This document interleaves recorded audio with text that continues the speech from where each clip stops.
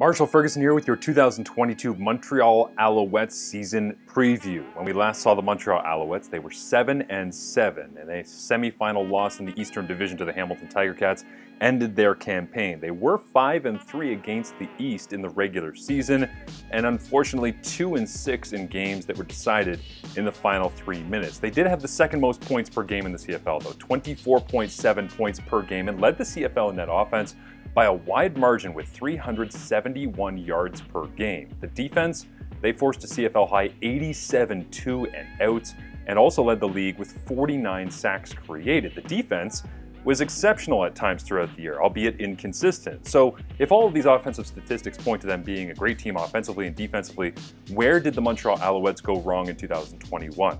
They had 9 fumbles lost on the year, and turnovers always an issue at various points throughout the season.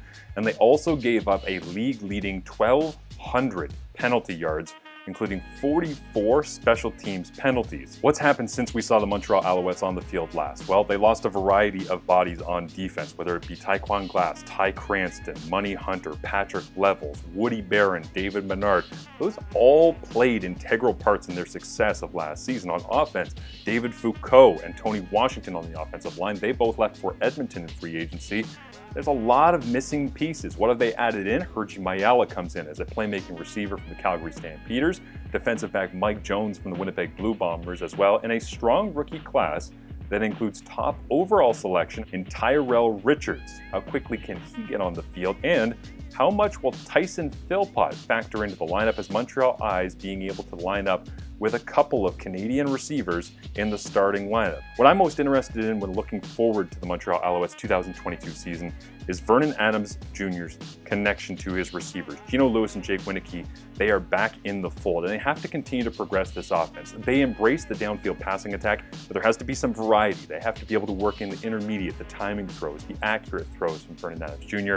He's working on that, but lurking in the shadows is a 70% passer last season, led the CFL in completion percentage in Trevor Harris as the backup for now. What I'm also interested in this season with Montreal is William Stanback and his dominance of last year. William Stanback has to be great this year, but they have to find more dynamic ways to give him the ball because we saw in the Eastern semifinal against the Hamilton Tiger Cats, it was too predictable and Stanback was shut down. And finally, I'm looking at Tyrell Richards, the first overall selection.